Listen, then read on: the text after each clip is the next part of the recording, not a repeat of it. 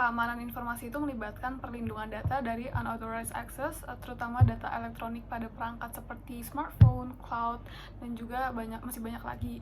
Dulu tuh keamanan itu lebih berfokus pada aspek fisik, yang misalnya itu mengunci dokumen, tapi sekarang fokusnya itu pada pengamanan informasi digital dan data yang ditransmisikan melalui jaringan. Keamanan pada informasi itu menghadapi ancaman yang semakin berkembang kayak malware, phishing, dan juga masih banyak lagi yang menargetkan data sistem yang sensitif. Untuk melindungi dari ancaman ini tuh kita harus mengandalkan praktik yang kuat seperti encryption, firewall, autentikasi multifactor, dan kewaspadaan yang terus-menerus melindungi aset digital kita yang sangat penting di dunia yang semakin serba digital ini.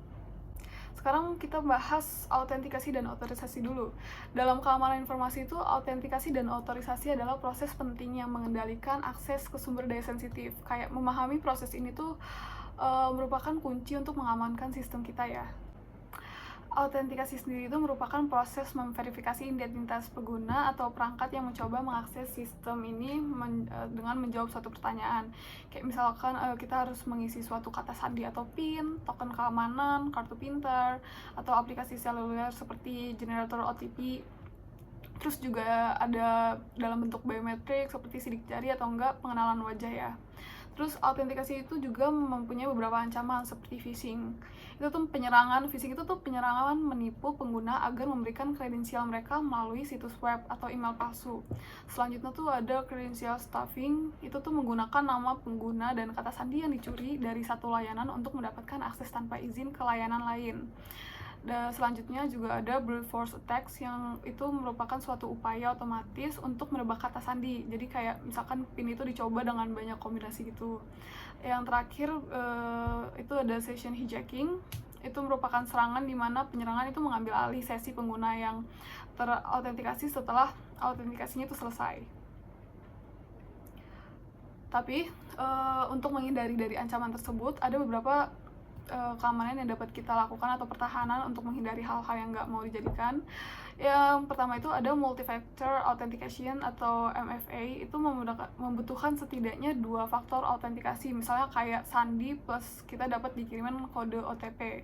Terus yang kedua ada kebijakan kata sandi. Kayak kebijakan kata sandi yang kuat itu kayak beberapa sistem atau program itu harus menerapkan aturan kata sandi yang kompleks yang mendorong pengguna agar tidak menggunakan kata sandi yang terlalu simpel atau yang rawan untuk ditebak. Terus juga ada mekanisme penguncian akun. Jadi kita tuh harus mengunci akun sementara setelah beberapa upaya login yang gagal untuk mencegah serangan brute force.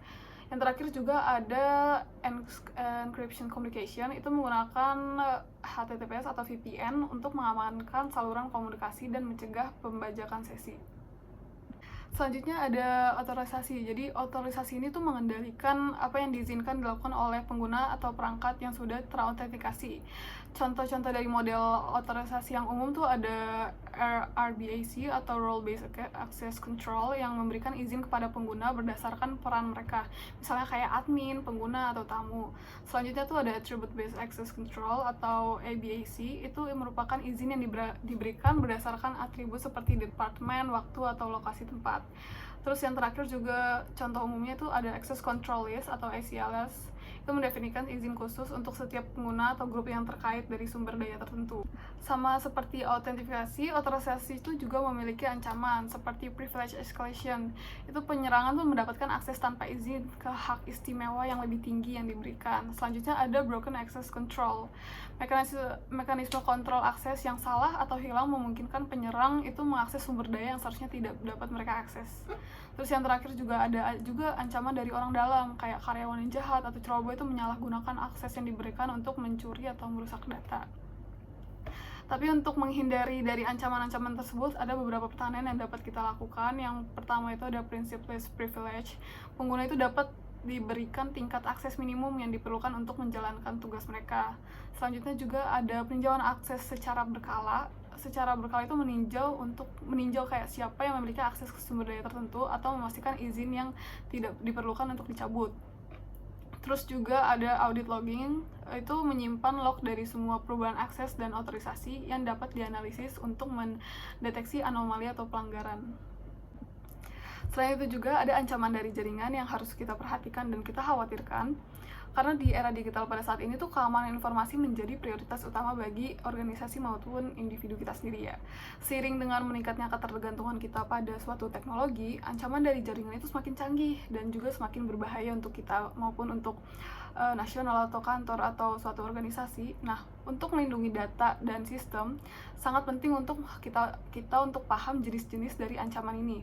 Dan pertahanannya juga yang harus kita pelajari agar dapat menghindari ancaman-ancaman tersebut.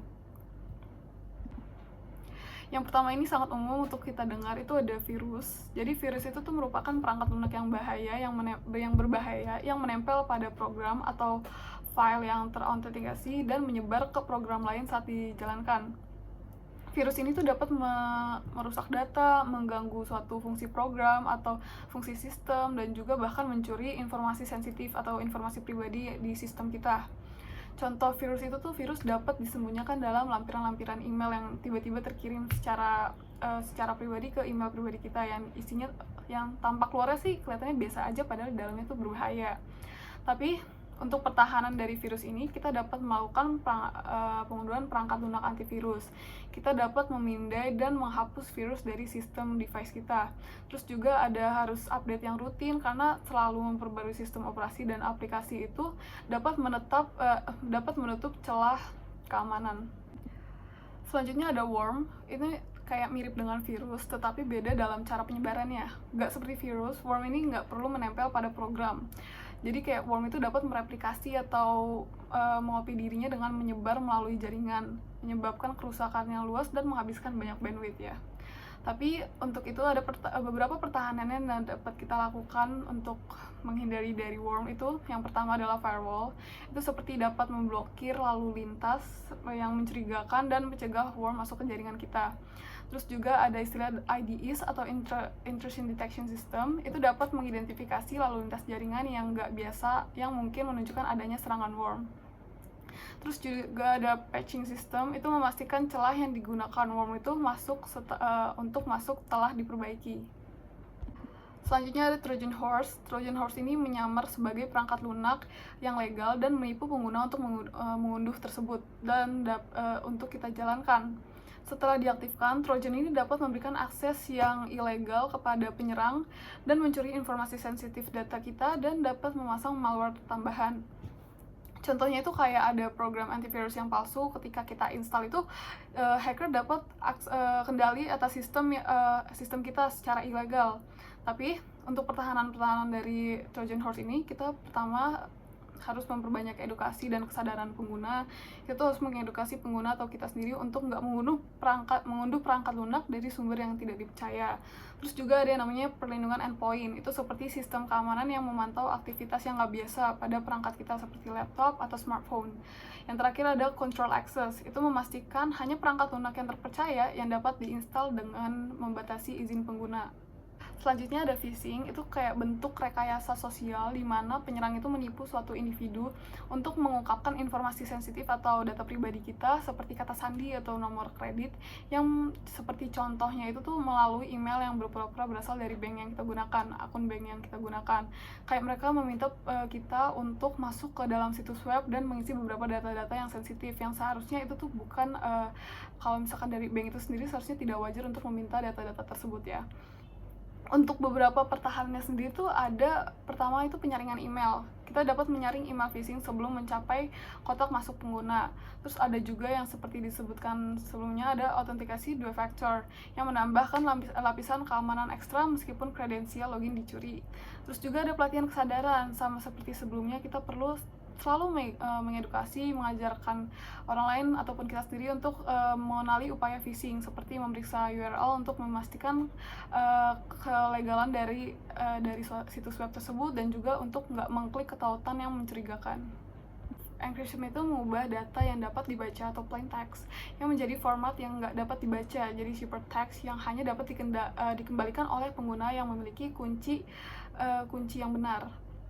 Selanjutnya ada DES atau Data Encryption Standard. Jadi DES ini merupakan algoritma kunci simetris untuk enkripsi data digital. DES ini sudah dikembangkan sejak lama sekali, yaitu dari tahun 1970 oleh IBM, yang kemudian diadopsi sebagai standar federal.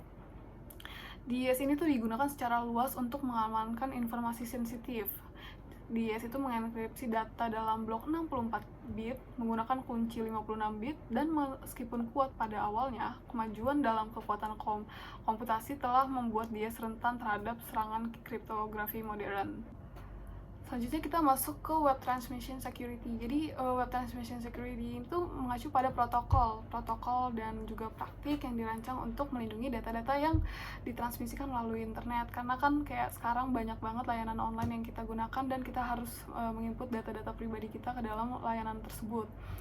Dalam Web Transmission Security itu seperti contohnya itu ada data protection, jadi informasi sensitif data pribadi atau rincian keuangan itu harus kita input secara online. Dengan menggunakan Web Transmission Security itu akan membantu mencegah akses yang ilegal dan pelanggaran data. Terus ada trust and reputation, jadi pengguna atau kita itu lebih cenderung berinteraksi dengan situs web yang mereka percayai. Nah, Web Transmission Security itu melindungi reputasi dari suatu organisasi atau layanan tersebut dan membangun kepercayaan pelanggan. Selanjutnya ada embedded computing, itu merupakan peran penting dalam keamanan informasi yang memastikan bahwa perangkat dan sistem dapat beroperasi dengan aman di berbagai lingkungan.